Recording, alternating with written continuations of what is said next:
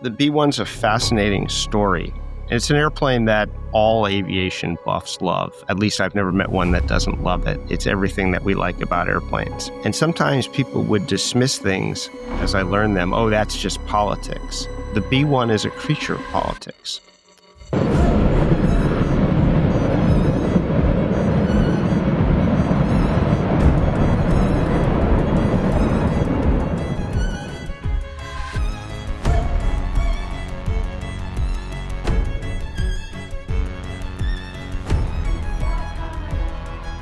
It's a beautiful airplane, but we can't get caught up in a beautiful airplane because the kinds of people who make decisions don't care about airplanes. What they care about is having some level of national security without bankrupting the country. And to those people, that they elect political leaders who in turn appoint secretaries of defense and other officials to make that happen. And none of those people are, or for that matter, are supposed to be airplane fans. The B-1 to them is just a tool. It's a means to an end. And if we want to understand the B-1 story as it actually is, then you have to understand the B-1 as a tool for national security, not just a beautiful airplane, although of course it is a beautiful airplane. Well, let's go back to 1954, which is when the B-1 story starts. In 1954, the mainstays of the Strategic Air Command were the B-47, which was a medium jet-powered bomber, and the B-36, which was a reciprocating or propeller-powered heavy bomber. What the Air Force really wanted was to have the intercontinental range of the B-36 with the jet performance of the B-47, and that airplane was the B-52. Now, in 1954, the first of the production B-52s were just starting to be manufactured. So the airplane wasn't even in service yet with the Air Force. In fact, hadn't even been delivered other than as flight test aircraft to the Air Force. But this was an era of tremendous technological advance in aviation, year over year. Remember, 10 years before, the heavy bombers of the U.S. Air Force were the B-17, the B-24, and just entering service, the B-29. So the Air Force was already starting to think about what would come after the B-52, even though the B-52 hadn't entered service yet.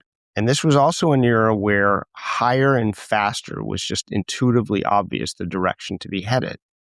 So if the B-52, which was a high subsonic, high altitude bomber, was what was coming online in the next few years, then what would follow the B-52 had to be higher flying yet and faster yet. And faster meant supersonic. And yet this was a very ambitious move, because remember that in 1954, Mach 2 flight was a very new thing, and it was really only being done by rocket-powered X-planes out of Edwards Air Force Base. Mach 3 flight hadn't even been achieved, at least by manned aircraft. There had been some missiles that had achieved Mach 3 flight, but already the Air Force was thinking about Mach 2 and faster bombers. And in 1954, SAC put out a requirement for a supersonic bomber, and the Air Research and Development Command started to work on it. And that really is the genesis, not of the B-1, but of what would eventually become the B-1.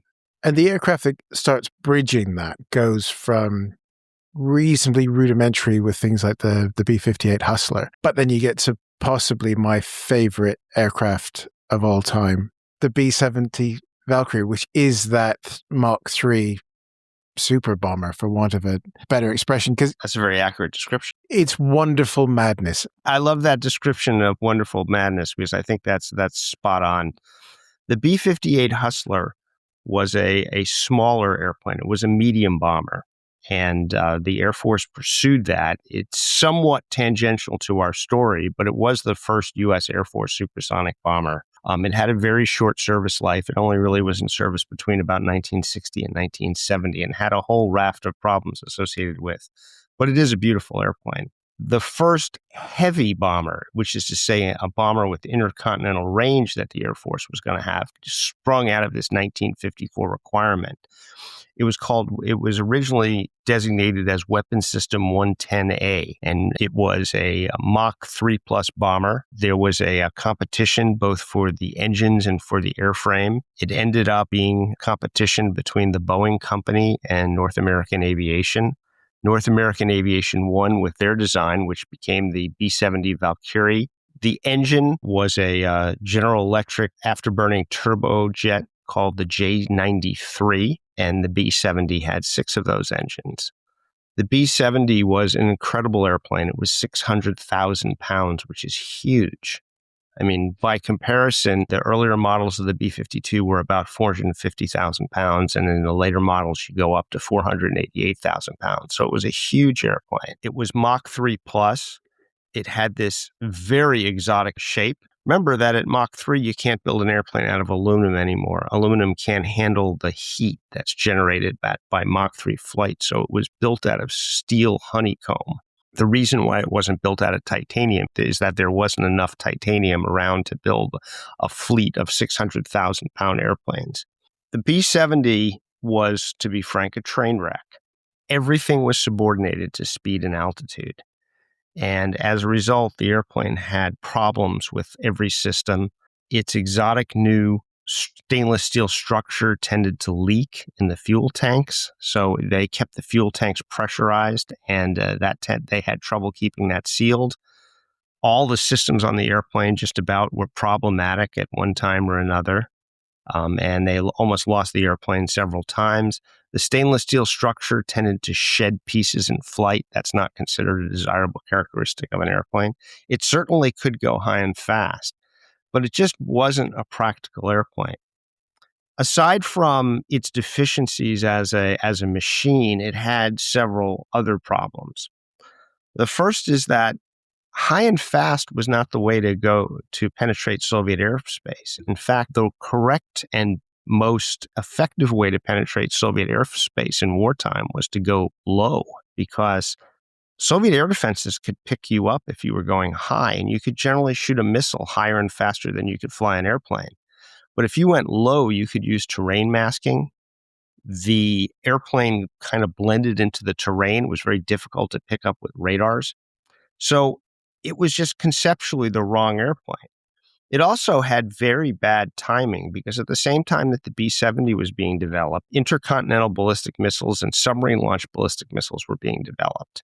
Remember, this was a time of very rapid strategic buildup in the United States, and so we were moving forward on multiple directions to try to shore up our deterrent force.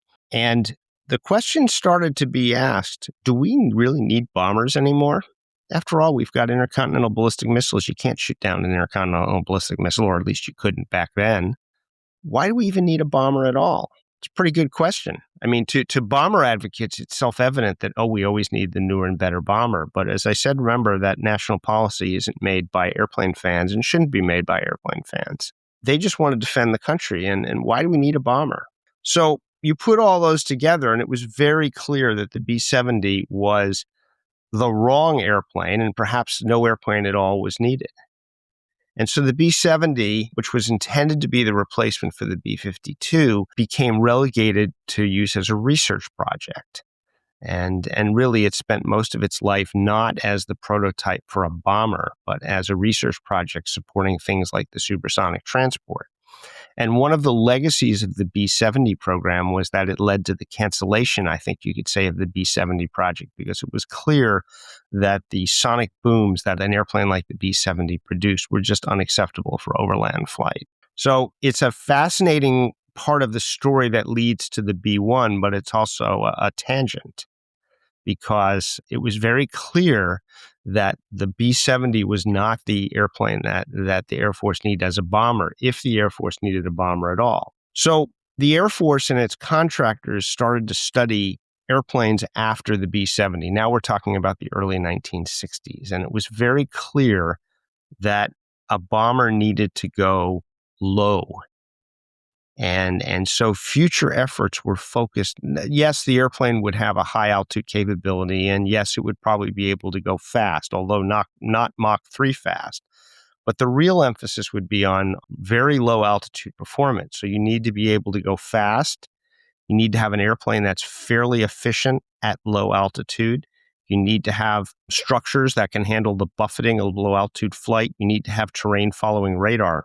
You also had a question of, do we need a bomber at all?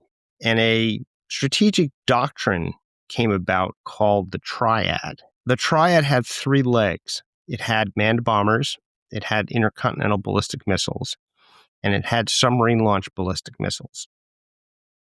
The Triad concept served a lot of purposes. For one thing, if you looked at the advantages and disadvantages of each leg of the Triad, they nicely complemented each other. Now, obviously, there's a lot of redundancy there, but there's also some degree of advantages for one compensate for disadvantages of the other. And when your mission is to deter thermonuclear warfare and presumably all the horrible things that would lead from that, some degree of redundancy is probably not a bad thing. It's a wise use of funds.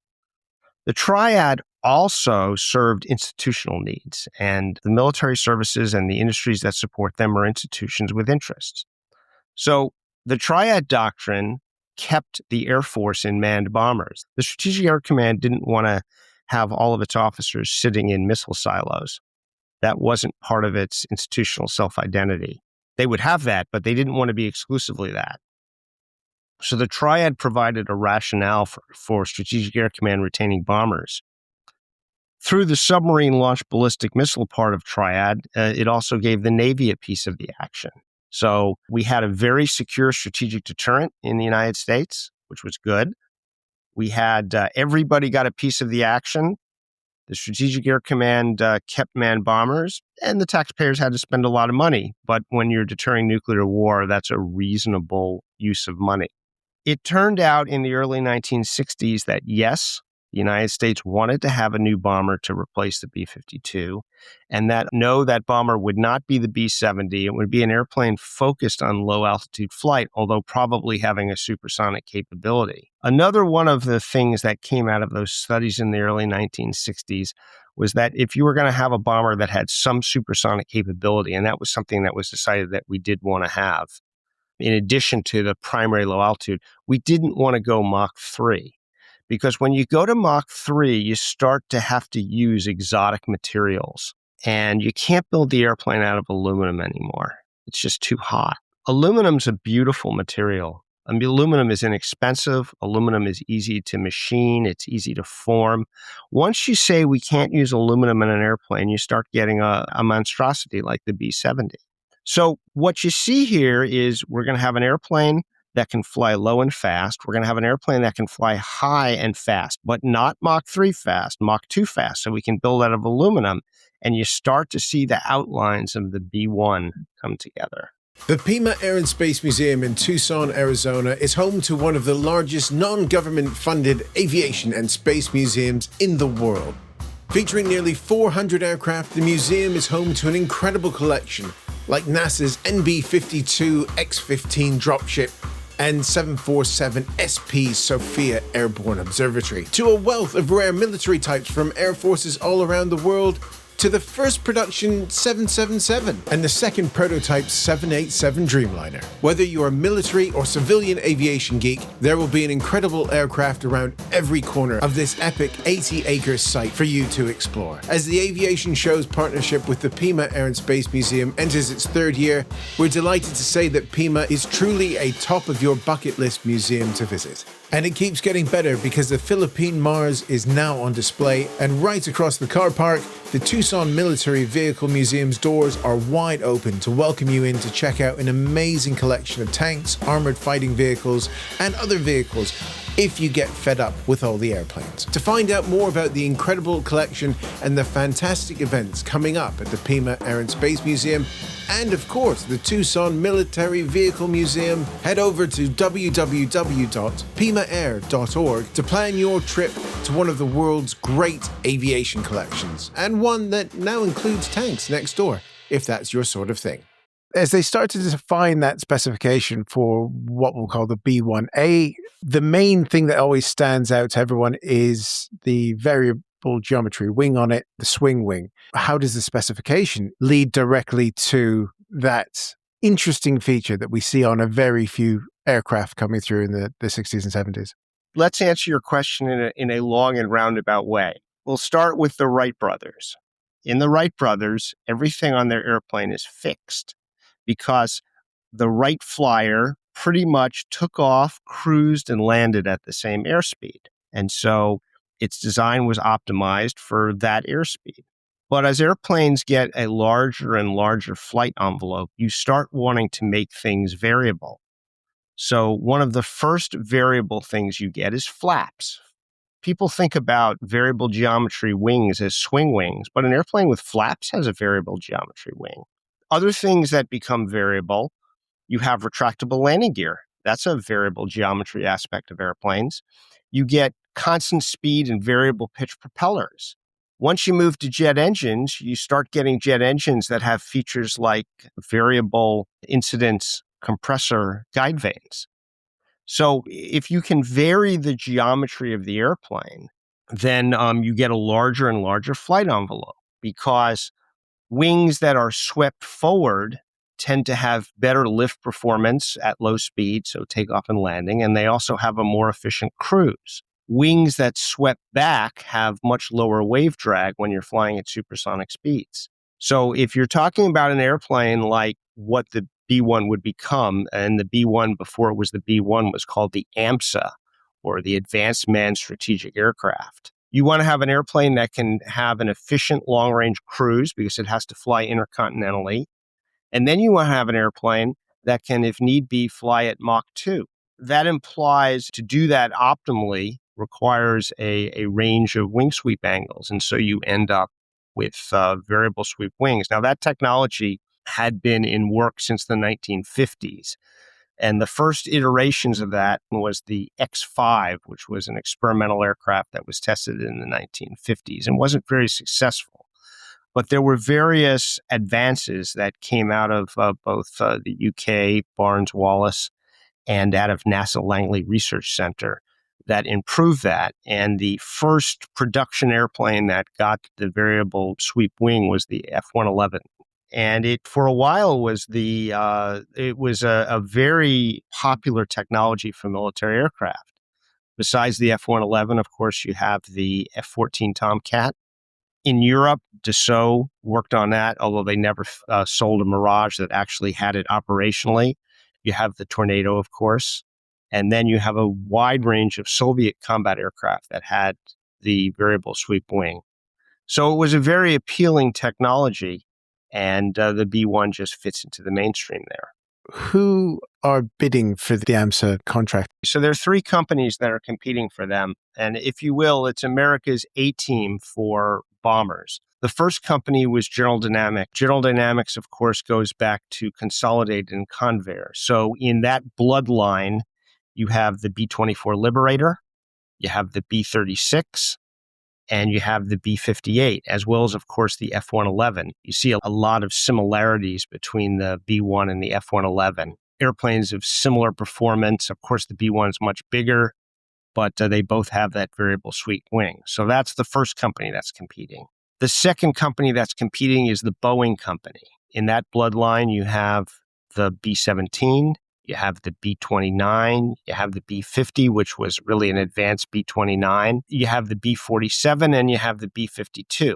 And the third company that you have is North American Aviation. North American Aviation is a company whose bomber chops, if you will, come from the B-25 Mitchell, the B-45 Tornado, which was the first American operational jet bomber, and the B-70. Of course, you have a lot of famous fighters that come out of North American Aviation also. North American Aviation went through a variety of corporate changes. It was acquired by Rockwell and became North American Rockwell, and eventually would be renamed Rockwell International. Now, you also have two companies competing for the engines. You have Pratt & Whitney and General Electric. And at the time, business was getting a little bit scarce. Remember that these companies were also very involved in the space program, and the Apollo program was spooling down at this time as we get into the late 1960s. So all these companies were very hungry for the business. I believe that one of the reasons why the B-1 has General Electric engines, and this is no slap against the airplane's engines, which have proven to be excellent for many decades, but Pratt & Whitney won the contract for the engine on the F-15. that made sense that General Electric would get the contract for the B-1, and they both were competing for both of those contracts because the military doesn't want to be in a situation where they give all their business to one company and then the other companies go out of business. The next time you want to have a jet engine, you don't have any choice. Also, there's simply a limited amount of industrial and human resources, so it does make sense to keep them employed, and you're talking about what are in general highly competent companies. So it's not surprising that if Pratt & Whitney gets the engine for one, that General Electric will get the engine for the other.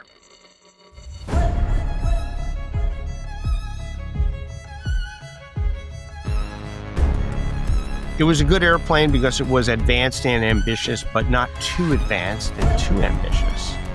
In 1977, President Carter, who had run against the B-1, had to make a decision as to whether we were going to go ahead with the B-1 or not.